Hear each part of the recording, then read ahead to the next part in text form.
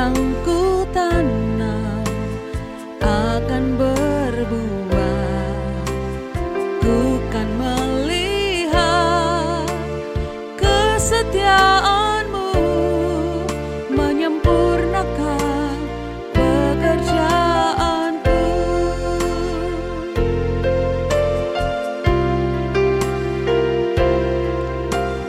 Ku kan melihat, kan ada sorak-sorai anak-anak akan menjadi pemimpin, berkarya untuk membangun negeri ini.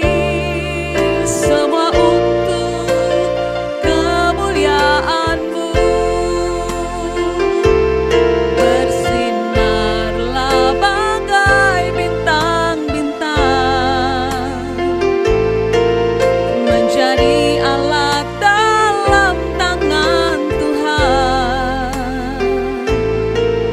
bercahaya di tengah kegelapan dunia.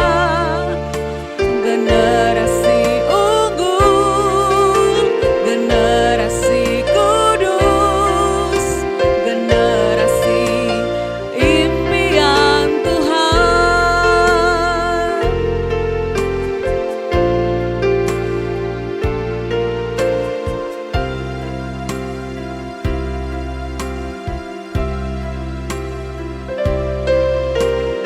Bukan melihat di masa akan datang, apa yang ku tanam akan berbuah. Ku kan melihat kesetiaan-Mu menyempurnakan pekerjaanku. Ku kan melihat, kan ada sorak-sorai anak-anak akan menjadi pemimpin, berkarya untuk membangun negeri ini. Semua untuk kemuliaan-Mu.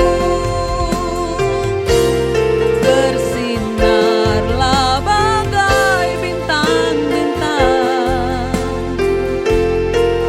menjadi alat dalam tangan Tuhan, bercahaya di tengah kegelapan dunia.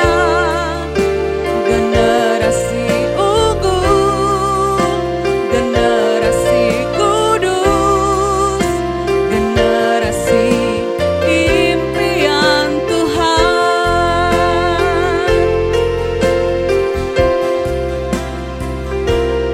Bersinarlah bagai bintang-bintang,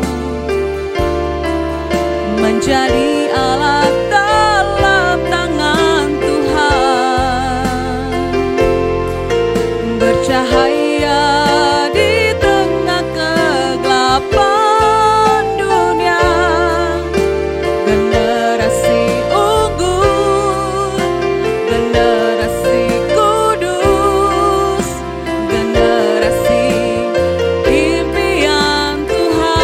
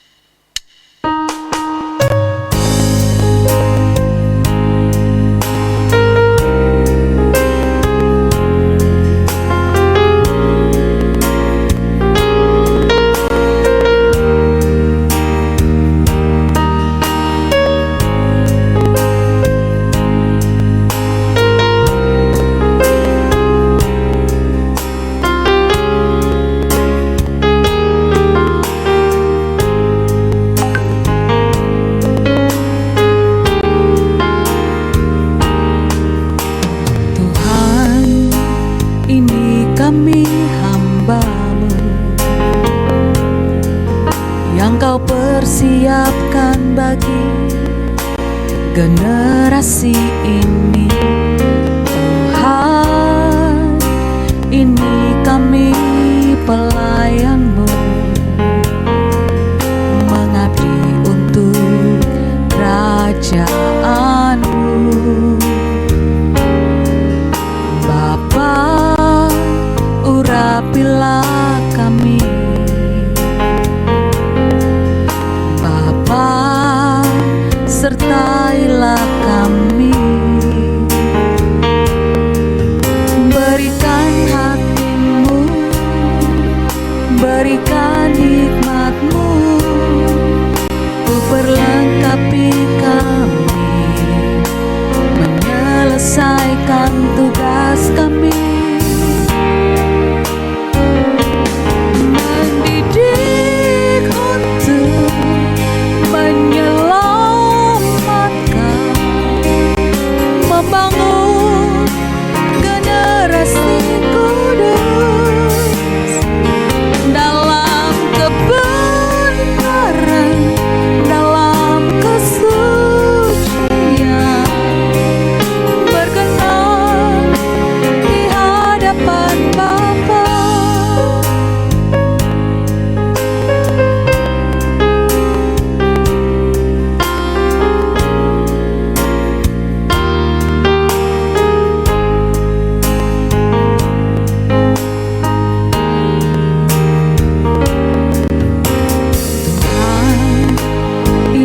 Kami hamba-Mu yang Kau persiapkan bagi generasi ini. Tuhan, ini kami pelayan-Mu, mengabdi untuk kerajaan-Mu. Bapa, urapilah kami. Bapa, sertailah kami. Berikan hati-Mu, berikan hikmat-Mu, untuk perlengkapi kami, menyelesaikan tugas kami. Mendidik untuk menyelamatkan, membangun generasi kudus dalam kebenaran, dalam kesucian, berkenan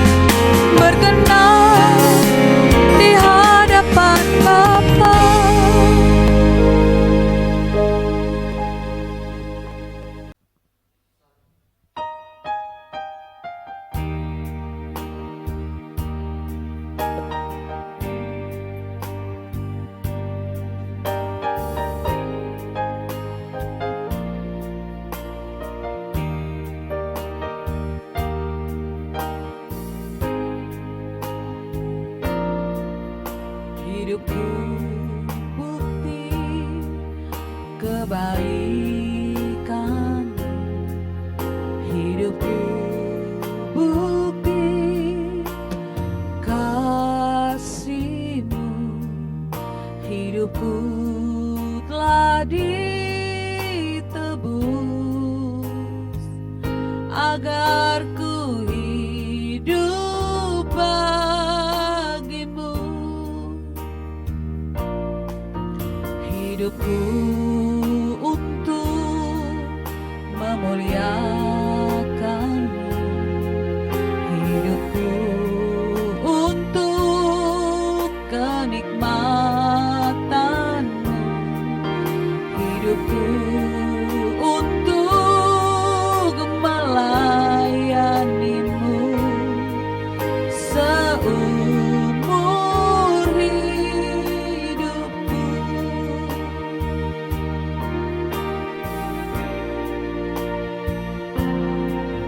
Hidupku bukti kebaikan-Mu, hidupku bukti kasih-Mu, hidupku telah ditebus agar ku hidup bagi-Mu. Hidupku untuk memuliakan-Mu, hidupku untuk kenikmatan-Mu, hidupku untuk melayani-Mu seumur hidupku. Anugerah-Mu besar, anugerah-Mu besar, anugerah-Mu besar, melimpah bagiku. Ku bersyukur Bapa, ku bersyukur Bapa, ku bersyukur Bapa, ajaib perbuatan-Mu.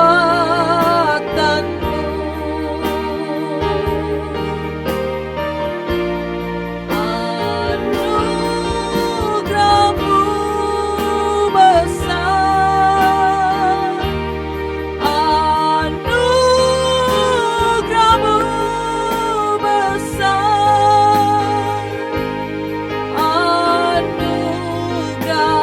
anugerah-Mu besar, melimpah bagiku.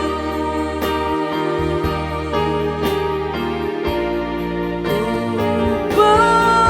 bersyukur Bapa,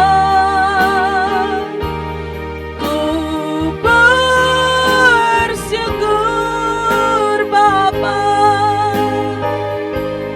ku bersyukur Bapa, ajaib perbuatan-Mu,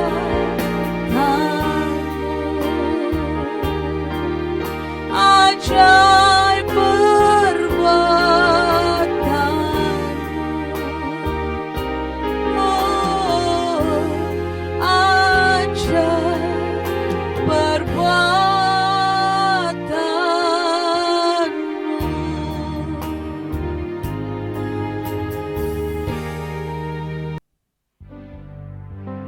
Puji Tuhan, Shalom. Selamat sore untuk kita semua pengikut setia Exousia Bible Teaching. Mari dimanapun kita berada, kita mempersiapkan hati kita. Kita mau sama-sama memuji dan menyembah Tuhan. Allah Elohim Yahweh yang layak disembah. Terima kasih Tuhan. Bawalah kami dalam hadirat-Mu Tuhan. Biarlah kami dapat merasakan kehadirat-Mu dimanapun kami berada Tuhan. Haleluya Yesus. Terima kasih Bapa. Mari bersama kita nyatakan pujian. Sampai hadirat-Mu,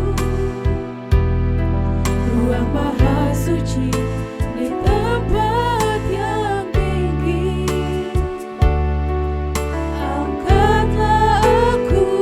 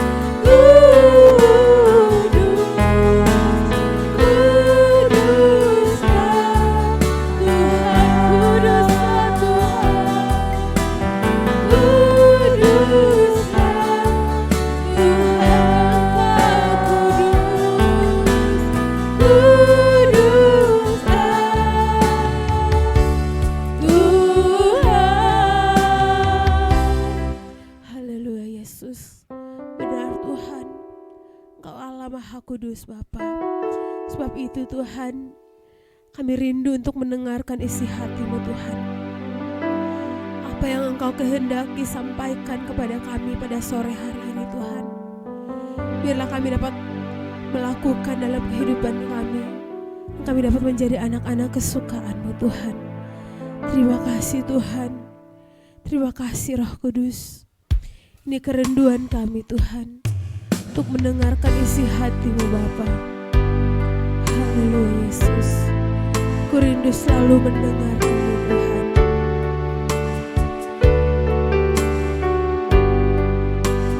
Mari bersama kita katakan, ku rindu selalu mendengar suara-Mu Tuhan. Roh Kudus berikan hati peka, agar ku pahami kehendak-Mu dan turuti rencana-Mu. Sekali lagi, ku rindu selalu mendengarkan Engkau Tuhan. Ku rindu selalu mendengar suara-Mu Tuhan. Roh Kudus berikan hati peka, agar ku pahami kehendak-Mu dan turuti rencana-Mu. Aku sebagai tanah liat, Engkau pejunanku, ya Tuhan, ku rela Kau bantu. Lembutkan hatiku selembut kasih-Mu Yesus, ku berjalan di jalan-Mu. Sekali lagi, kami sungguh menyatakan pujian ini. Ku rindu selalu mendengarkan-Mu Tuhan. Ya Yesus, mendengar suara-Mu Tuhan. Roh Kudus berikan hati peka, agar ku pahami kehendak-Mu dan turuti rencana-Mu. Aku sebagai tanah liat, Engkau pejunanku, ya Tuhan, ku rela Kau bantu. Lembutkan hatiku selembut kasih-Mu Yesus, ku berjalan di jalan-Mu. Aku sebagai tanah liat, ya Yesus, pejunan kami Tuhan, ku rela Kau bantu. Lembutkan hatiku selembut kasih-Mu Yesus, ku berjalan di jalan-Mu. Ku berjalan di jalan-Mu. Ku berjalan di jalan-Mu.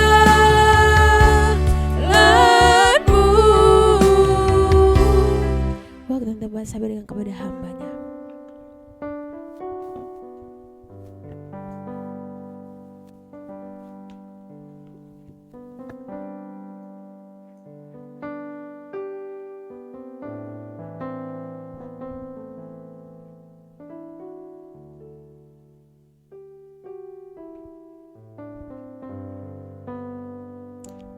Oke, mari kita berdoa Bapak Ibu.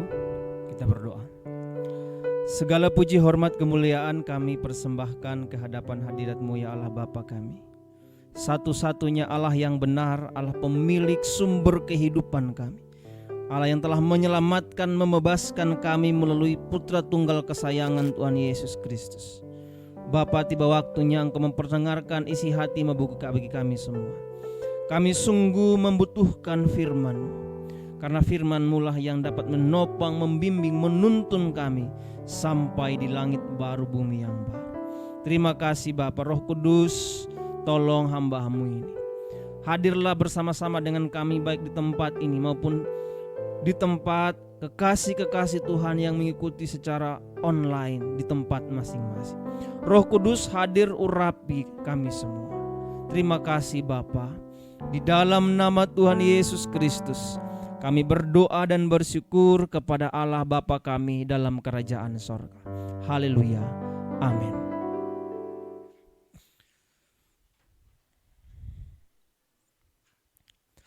Oke, baik. Shalom, selamat sore Bapak Ibu. Senang bisa berjumpa lagi dalam Exousia Bible Teaching hari ini, Rabu 28 Agustus 2024. Bapak Ibu, satu hal yang harus kita pahami dan terus dalam kesadaran ini.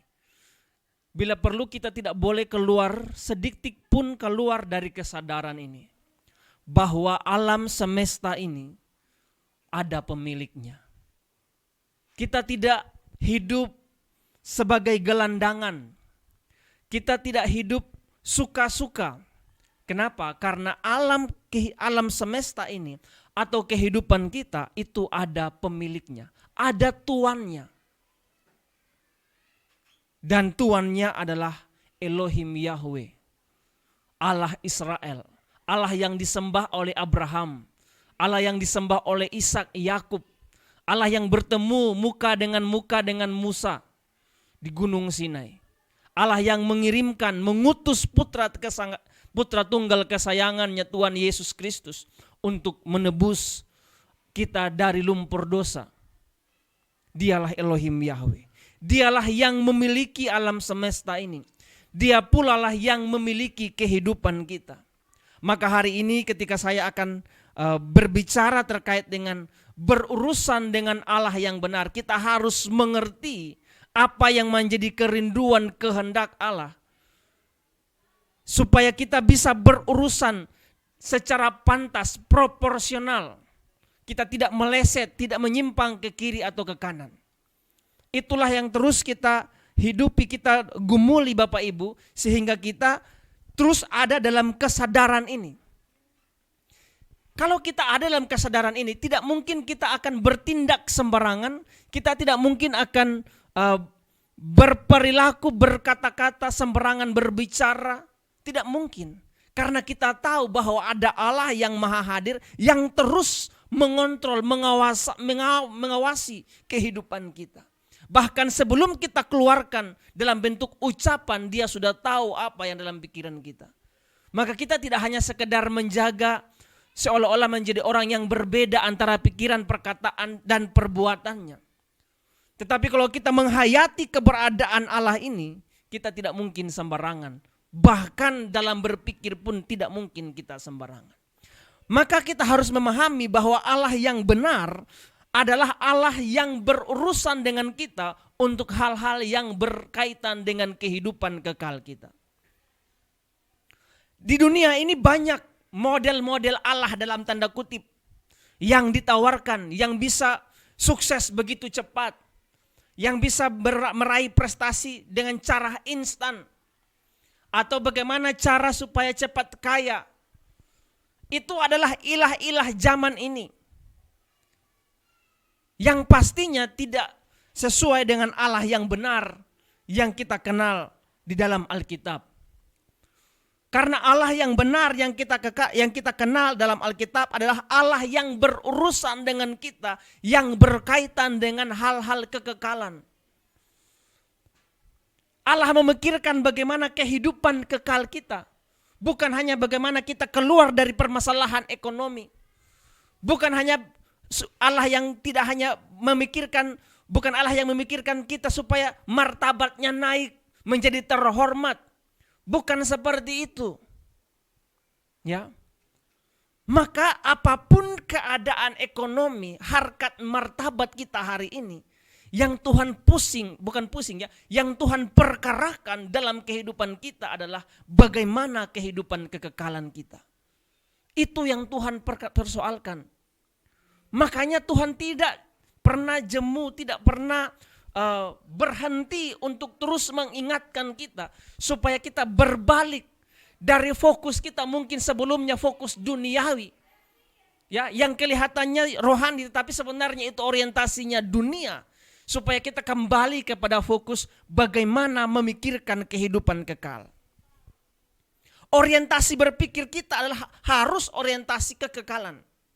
Makanya salah satu pilar dalam gereja kita di gereja Suara Kebenaran Injil adalah langit baru bumi baru.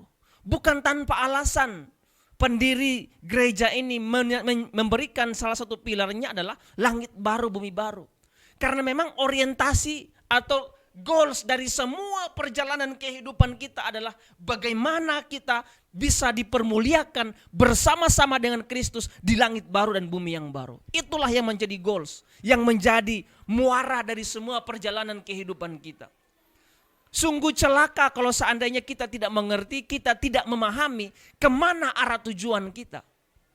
Celaka kita.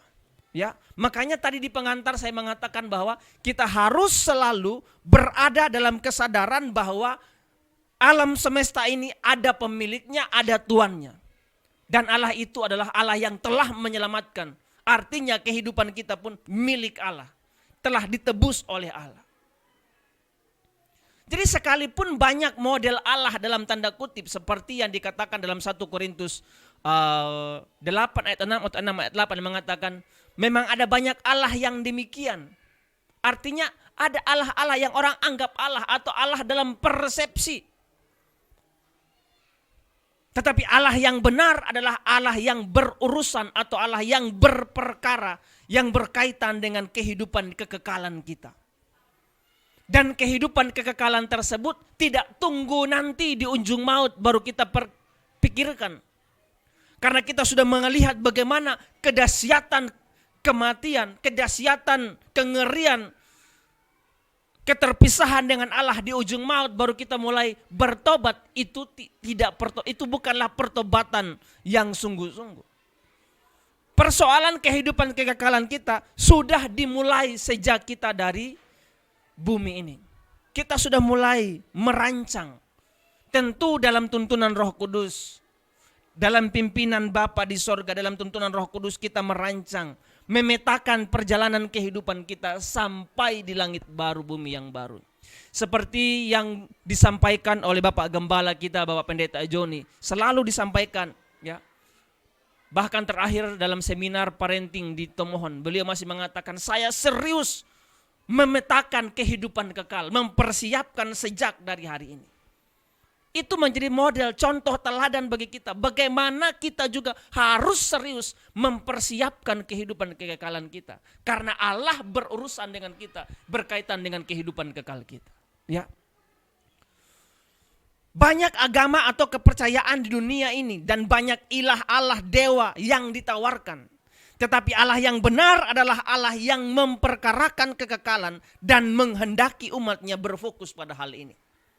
Ya, Allah yang benar fokusnya ke situ. Bukan menawarkan kenikmatan kemudian kita lupa.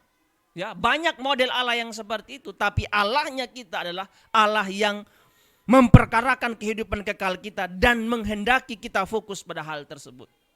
Seperti yang dikatakan oleh yang mulia Tuhan Yesus ya dalam salah satu kitab mengatakan, oleh karena itu kumpulkanlah bagimu harta di sorga bukan di bumi. Berbicara mengumpulkan harta di sorga pasti bukan yang berbentuk alam fisik. Maksud saya bukan berbentuk harta fisik.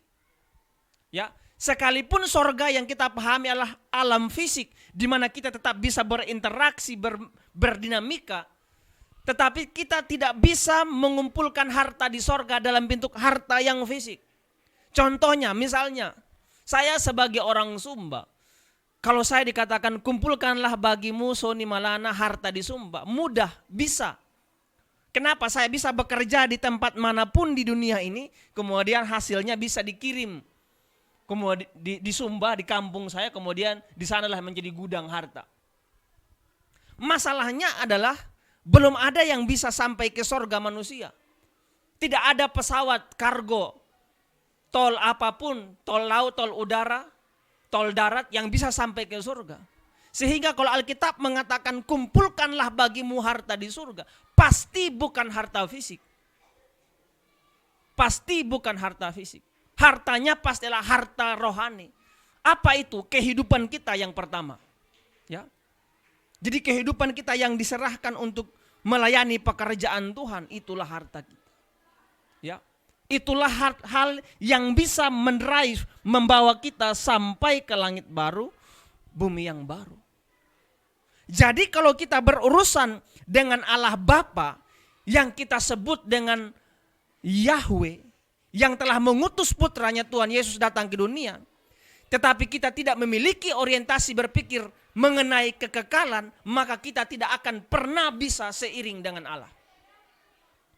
Sekalipun jadi Kristen lama, sekalipun kita rajin sekali beribadah, tetapi kalau kita memiliki motivasi, orientasi yang lain dalam pekerjaan kita melayani pekerjaan Tuhan, tidak berfokus kepada bagaimana kehidupan kekekalan kita, pasti kita tidak bisa berjalan beriringan dengan Tuhan. Karena kita pasti akan terdistrak. Kalau fokus kita bukan kekekalan, pasti kita akan terdistrak, akan teralihkan dengan cara hidup dunia. Di mana kalau misalnya masalah ekonomi menjadi pergumulan kita, kita pasti akan fokuskan kita kepada masalah ekonomi tadi. Kita sudah lupa bagaimana Allah sebenarnya berurusan dengan kita untuk hal-hal kekekalan. Jadi sampai mati atau meninggal dunia pun orang tersebut tidak akan pernah mengenal Allah dengan benar kalau tidak mengarahkan orientasi pikirannya kepada langit baru, bumi yang baru. Kalau tidak mengarahkan pikirannya kepada perkara-perkara yang mengenai kekekalan, pasti tidak bisa berjalan beriringan dengan Allah. Ya, tidak bisa pasti. Karena otaknya, pikirannya, bebannya sudah dipasang dengan hal-hal yang lain. Ya, bukan lagi kekekalan, kebenaran yang dia pikul. Tapi bebannya sudah mengenai bagaimana bisa menambah harta, bagaimana bisa menambah rumah dan lain sebagainya. Atau apapun, atau bagaimana bisa menaikkan harkat martabat supaya terhormat di tengah masyarakat. Atau bagaimana membangun citra diri yang baik kalau dia seorang politisi, supaya nanti ketika ada momentum bisa dipilih untuk menjadi politisi, baik di eksekutif maupun di legislatif dan lain sebagainya. Ya. Oleh sebab itu mari kita ubah cara berpikir kita. Tuhan Yesus pun ketika datang dunia untuk berurusan dengan perkara kekekalan kita. Jadi kalau Alkitab mengatakan Allah menyertai kita melalui Tuhan Yesus, atau Allah menyelamatkan kita melalui Tuhan Yesus, itu menyelamatkan dari kebinasaan. Supaya kita tidak binasa dalam kematian, supaya kita dibawa kembali untuk bersekutu dengan Allah di langit baru, bumi yang baru. Itu pun persoalan kekal. Bukan persoalan yang berhubungan tadi pemenuhan materi. Ya. Jadi Allah pun dalam perjanjian lama orientasinya bagaimana kehidupan kekal. Sampai dalam perjanjian baru diutus putra tunggal kesayangan Yesus Kristus supaya berurusan dengan hal-hal kekekalan. Jadi menyertai kita itu bukan menyertai kalau misalnya kita kekurangan uang, oh nanti Allah siapkan uangnya. Oh bukan, itu kesesatan dalam berpikir. Kalau kita misalnya tertindas, oh nanti Allah menyertai kita, dia akan angkat kita menjadi kepala bukan ekor. Oh bukan itu. Karena dalam penderitaan, kesulitan ekonomi, harkat martabat yang tertindih pun di situ Allah menyertai kita. Kenapa? Allah ingin supaya kita memperbaharui kehidupan batinia. Ya. Supaya bisa kita menghidupi dua hukum. Kasihi Allah dan kasihi sesama manusia. Kita memiliki belas kasihan kepada sesama manusia. Itu yang bisa, itu yang menjadi harta kita di sorga. Bukan di bumi ini. Ya. Bukan kumpulkan harta fisik, emas, uang dan lain sebagainya. Bukan. Perubahan kehidupan kita lah harta kita. Kemudian kalau kita sudah mengalami perubahan, sambil terus berprogres, kita bisa melayani orang-orang di sekitar kita yang Tuhan kirimkan. Itulah kebahagiaan, itulah kenikmatan kita dalam melayani pekerjaan Tuhan. Ya, bahkan mungkin sampai-sampai kita sudah tidak memikirkan lagi bagaimana kehidupan kita, bagaimana masa depan anak-anak kita. Kita sudah tidak pikirkan lagi. Bagaimana masa depan keluarga kita tidak pikirkan lagi. Artinya apa? Karena kita tahu Tuhan pasti berurusan dengan kita. Kenapa? Karena kita bekerja untuk melayani pekerjaan. Tapi kalau kita fokus bagaimana nanti anak kuliah dan lain sebagainya, aduh uang sekolah belum dibayar dan lain sebagainya, kita menghabiskan energi kita di situ. Syukur-syukur kalau ada solusi. Tapi kalau tidak ada, energi terkuras, damai sejahtera hilang. Melukai perasaan Tuhan. Tapi kita belajar untuk menyerahkan setiap pergumulan kehidupan kita kepada Tuhan. Ya. Oleh karena pengaruh dunia, lingkungan sejak kecil, lingkungan keluarga, pendidikan, lingkungan pergaulan, maka kita memiliki cara pandang hidup yang salah. Jadi cara pandang hidup yang salah itu juga dipengaruhi oleh pengaruh dunia yang jahat. Sehingga proyeksi hidup, orientasi berpikir kita masih dalam hal-hal fana. Ya, kita harus memeriksa diri dengan benar. Kita harus mengintrospeksi diri. Jangan sampai terlambat untuk mengubah diri atau diubah oleh Tuhan. Jadi selama masih ada kesempatan dan hati kita masih bisa dilenturkan, kita masih bisa berubah. Ya, kalau kita misalnya masih sadar, aduh kok saya jahat, berarti Roh Kudus masih bekerja. Oh harusnya tidak begini, Roh Kudus masih bekerja. Tapi kalau misalnya kita terus menerus mengabaikan peringatan Tuhan, sudah tahu itu tidak dalam standar moral umum saja itu tidak pantas, tapi kita menikmati hal tersebut, itu akan semakin mengeraskan hati kita. Sampai suatu titik kita tidak bisa balik lagi, disitulah kita mendukakan Roh Kudus. Kita bisa mendukakan, berpotensi mendukakan Roh Kudus kalau seandainya kita terus mengabaikan peringatan-peringatan kecil di dalam nurani kita supaya kita berubah, dan kita mengabaikan itu dalam suatu titik tidak bisa balik mencapai level, kalau misalnya dalam istilah medis disebut dengan sirosis. Jadi hati mengeras, sudah tidak bisa diperbaiki lagi kecuali harus ditukar, diganti dengan hati yang baru, yang lain. Ya. Nah, jangan sampai kehidupan batiniah kita sampai pada level di mana sudah naik levelnya kekerasan hatinya sampai tidak bisa dirubah lagi. Nah, kalau sudah sampai di sana, kita mendukakan Roh Kudus. Kalau terus menerus kita mendukakan Roh Kudus, akan tiba suatu level di mana Roh Kudus tidak akan berbicara kepada kita lagi. Dan ketika Roh Kudus tidak berbicara lagi, nah disitulah kengerian sebenarnya kita. Kengerian yang tidak bisa digambarkan. Kita pasti akan terpisah dari hadirat Allah. Kita tidak mungkin lagi bisa bersama-sama dengan Yesus Kristus di langit baru, bumi baru. Jangankan ikut memerintah, bersama-sama pun tidak bisa. Kenapa? Karena kita mengabaikan peringatan-peringatan. Maka kita harus membangun kepekaan. Membangun kepekaan tidak bisa dengan hanya membaca tulisan tentang Allah dalam Alkitab. Membangun kepekaan harus dibangun melalui relasi. Karena Allah adalah pribadi yang hidup. Dia memiliki pikiran perasaan.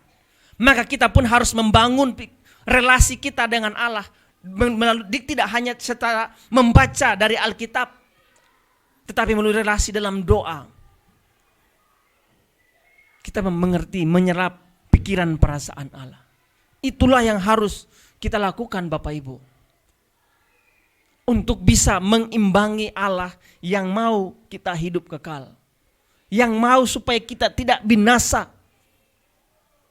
Kalau tidak demikian, kita walaupun Kristen, kita tidak akan mencapai tingkat level paling tinggi dari rencana Allah dalam kehidupan kita. Sama seperti Allah ketika berurusan dengan Abraham, selalu face to face, relasi, persahabatan. Makanya Abraham disebut sahabat Allah.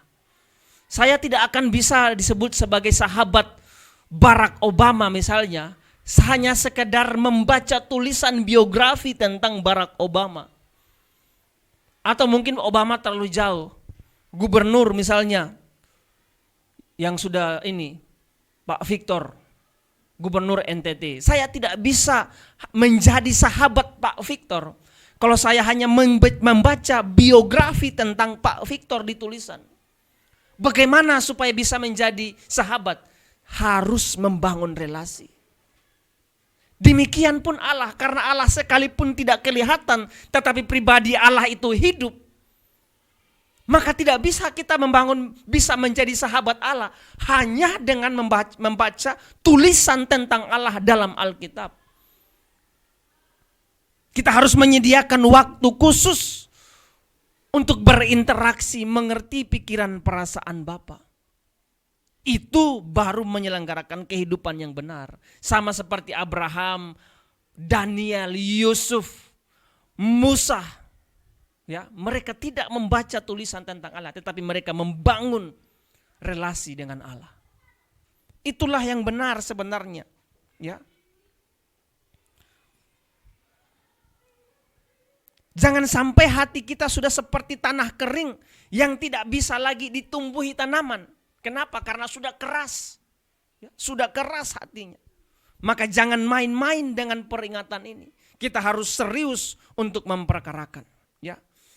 Jadi masalah karir yang gagal, bisnis yang gagal, pendidikan yang gagal, itu belum kegagalan. Beberapa hari yang lalu saya membaca satu artikel. Ada satu tulisan yang menulis bahwa ada nenek-nenek 97 tahun yang wisuda S1 di usia 97 tahun. Artinya apa? Kalau kita hari ini masih muda, ya masih muda, masih usia kuliah, apalagi hanya gagal di 1-2 mata kuliah, itu belum kegagalan. Maka tidak boleh merasa frustasi, merasa tidak berharga karena kondisi itu. Ya, itu belum kegagalan. Ada yang gagal bisnis, itu pun belum kegagalan. Gagal membangun karir, itu pun belum kegagalan. Kegagalan yang sesungguhnya adalah kalau kita tidak sampai mengenal pribadi Allah dengan benar. Seperti yang dikatakan dalam Yohanes 17 ayat 3. Inilah kehidupan kekal itu. Kehidupan yang berkualitas itu. Yaitu apabila mereka mengenal Engkau satu-satunya Allah yang benar dan mengenal Yesus Kristus yang telah Engkau utus. Kegagalan mengenal Allah berarti kita tidak bisa mengekspresikan Allah dalam kehidupan kita. Kita tidak bisa menjadi surat yang terbuka kalau kita tidak mengerti Allah yang benar itu seperti apa. Bagaimana mengenal Allah yang benar? Tidak hanya melalui tulisan. Tidak hanya melalui tulisan yang tertulis Alkitab. Harus dengan relasi bersama-sama dengan Allah. Bagi para hamba Tuhan jangan berpikir bahwa dengan jemaat yang berjumlah besar baru disebut sebagai hamba Tuhan yang berhasil. Kalau jemaatnya kecil, miskin, itu dianggap hamba Tuhan yang gagal. No, itu tipuan iblis. Itu cara berpikir yang sesat. Satu pun kalau itu kita urus dan kita pastikan bisa sampai langit baru, bumi baru. Alkitab menuliskan bahwa satu orang bertobat, sorga bersorak-sorai. Percuma kita memiliki ribuan. Ya, sebagai hamba Tuhan, saya termasuk hamba Tuhan yang dipercayakan untuk mengembalakan suatu jemaat yang kecil di daerah Naioni. Ya, sedikit atau banyaknya jemaat itu bukan menjadi ukuran, ya, bukan menjadi ukuran sama sekali. Tetapi satu pun, kalau kita bisa pastikan dia sampai langit baru, bumi baru, itu pun sorga bergemuruh, bersorak-sorai karena satu jiwa diselamatkan. Jangan merasa kalau Tuhan yang disebut sebagai Tuhan memberkati itu kalau seandainya gerejanya besar, memiliki alat musik yang lengkap. No, itu juga tipuan. Jangan merasa Diberkati Tuhan itu kalau misalnya bisnis karirnya sukses, promosinya cepat, itu pun tipuan sebenarnya. Tidak salah, tetapi kalau kita memberikan fondasi yang disebut sebagai berkat Tuhan kepada hal tersebut, itu iblis sedang menipu kita. Iblis menipu kita. Dan tinggal tunggu tanggal mainnya, kita pasti akan terpisah.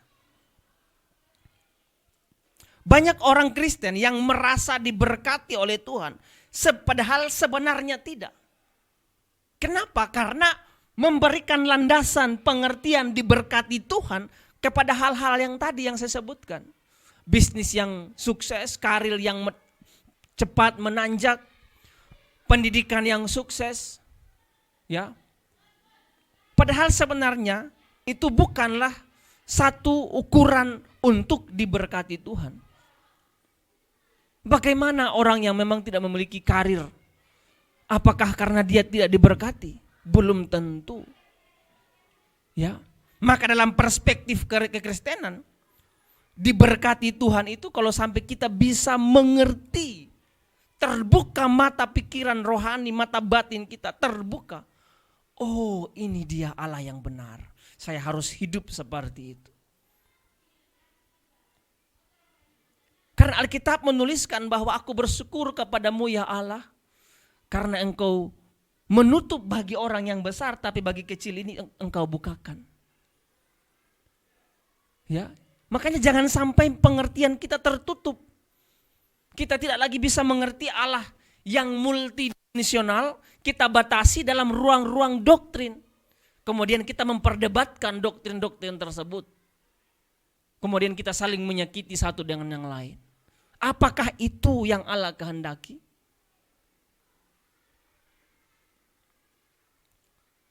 Bagi yang merasa diberkati Tuhan, bisa membangun gereja dengan uang yang dimiliki, membuat persekutuan doa di rumah lalu mengundang pendeta, melakukan kegiatan sosial dan kita merasa diberkati oleh Tuhan. Itu perasaan saja. Sekalipun kita dalam lingkungan pelayanan gereja seperti yang saya sebutkan tadi. Ya, bisa bangun gereja dengan uang yang dimiliki, membuat persekutuan doa lalu undang pendeta terkenal, hebat, bahkan mungkin bisa undang artis untuk mengisi puji-pujian. Apakah itu yang dikatakan sebagai gereja yang diberkati? Tidak. Tetapi kalau misalnya kita mengatakan itu indikatornya, berarti kita ditipu setan. Sekalipun kita dalam lingkungan gereja. Makanya jangan dianggap sepele tentang perjumpaan dengan Tuhan. Ya, jangan anggap sepele. Ya, tadi pagi Bapak Gembala kita, Bapak Pendeta Joni menyampaikan, rumah perlindungan itu luar biasa.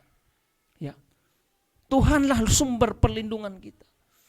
Hadirat Tuhan adalah rumah perlindungan kita. Tidak ada tempat yang lain.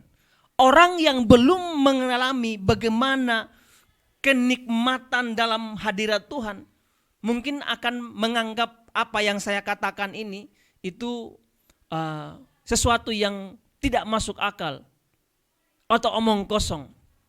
Tetapi orang yang sudah merasakan bagaimana kenikmatan dalam hadirat Tuhan, itu luar biasa.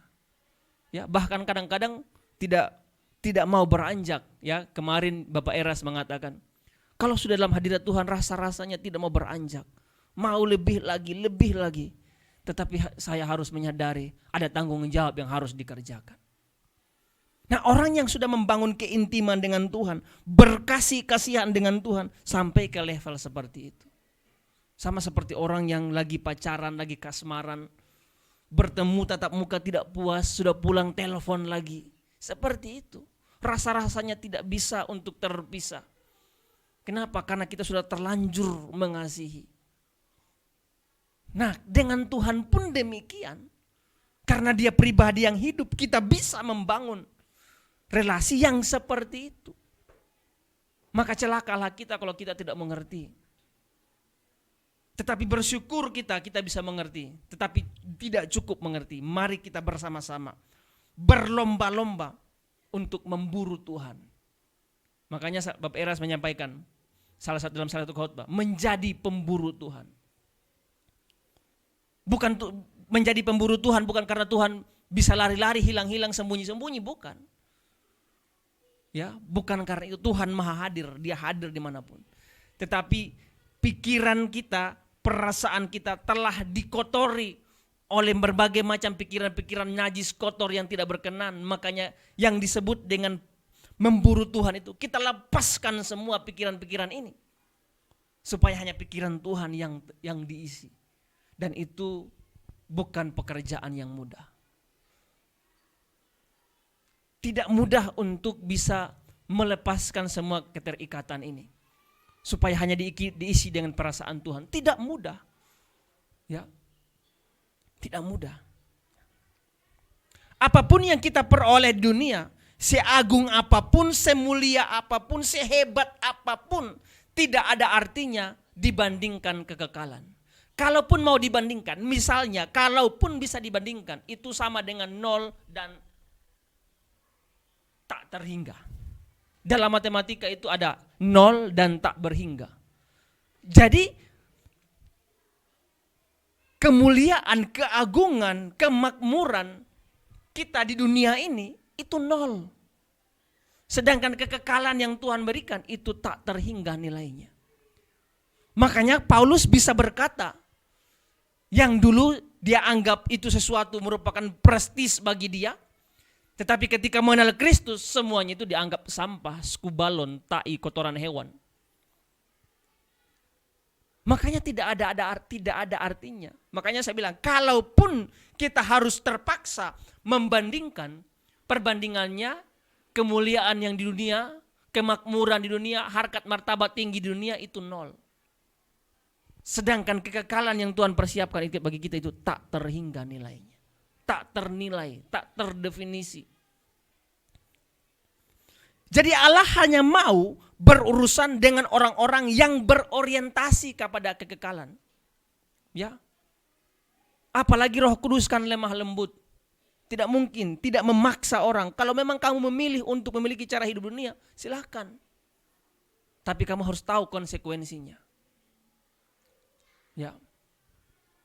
Demikian pun kita, kalau kita memilih untuk berinteraksi atau hanya berurusan dengan Tuhan, kita tahu apa konsekuensinya. Ada harga yang harus dibayar. Ya, konsekuensinya bisa kita bisa kesepian. Kita bisa tidak punya teman. Bukan tidak punya teman. Kalaupun kita berteman, kita rasanya aneh. Makanya saya sendiri, lingkungan pergaulan saya hanya ada di kampus Takupang, generasi unggul, GSKI. Itu saja. Tidak ada grup-grup saya di luar, walaupun saya tergabung dalam grup-grup alumni, ada alumni SMP, alumni SMA, alumni perguruan tinggi. Saya tidak terlalu aktif di dalamnya, tergabung dalam grup WA, tapi tidak terlalu aktif. Sudah jarang juga bertemu dengan teman-teman sekolah, hampir jarang. Mungkin sepanjang tahun 2024 ini tidak pernah saya berkumpul dengan teman kuliah, teman sekolah dulu. Yang sebelum ketika mengenal kebenaran bisa sering, bisa sebulan bisa ada 2-3 kali ketemu. Tapi sekarang hampir-hampir tidak pernah lagi. Kenapa? Karena sudah berbeda. Cara apa yang dibahas itu sudah berbeda, sudah lain. Seperti itu, ya. Maka Allah berurusan dengan kita untuk hal-hal yang orientasinya kekekalan. Mari kita memindahkan hati ke langit baru, bumi yang baru.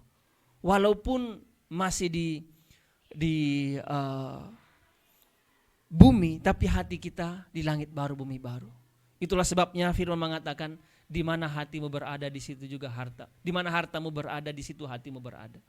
Apa harta kita dan di mana harta kita? Kalau harta kita langit baru, bumi baru, berarti hati kita juga di sana. Mari Bapak Ibu, jangan dianggap sepele hal-hal yang berkaitan dengan perjumpaan dengan Tuhan dalam relasi pribadi. Tidak mudah, ya. Bisa seperti roller coaster itu naik turun. Tetapi kita belajar. Dalam segala keadaan Tuhan tetap hadir. Maka kita berjuang sungguh-sungguh supaya jangan sampai meleset. kalaupun meleset, kita tidak berencana untuk meleset. Ya. Kita tidak sedang berencana untuk meleset. Kita tidak sedang mendesain bagaimana supaya orang jatuh, rusak, karirnya hancur, masa depannya hancur. Tidak. Seperti itu Bapak Ibu. Jadi mari kita serius. Karena Allah hanya berurusan dengan orang-orang yang berperkara dengan hal-hal kekekalan. Maka berurusan dengan Allah yang benar, kita harus berurusan dengan apa yang menjadi pikiran Allah, yaitu kehidupan kekal kita. Mari kita berjuang untuk bersama-sama memperkarakan hal ini. Jangan sampai konsentrasi fokus kita terdistraksi dengan berbagai macam pergumulan di dunia. Itu cara, pergumulan kesulitan itu cara bisa menjadi cara Tuhan untuk membentuk kita supaya kita pindahkan hati kita di langit baru bumi yang baru. Makanya ada satu kalimat yang Bapak Era sampaikan. Kita harus patah hati dengan dunia. Sepanjang dunia belum menyakiti hati kita, kita berpotensi untuk bercinta dengan dunia. Tetapi kalau kita sudah patah hati dengan dunia, maka hanya Tuhanlah yang menjadi sumber kedamaian, damai sejahtera, kekasih kita. Ya, makanya kalau akhir-akhir ini kita dengar lagu-lagu Bapak Eras itu kan, itu lagu-lagu yang sifatnya romantis. Ya. Engkau yang ku cinta, Engkau yang ku puja, kekasih hati, kesayangan abadi. Engkaulah hartaku, kemuliaanku, selamanya kau kebahagiaanku.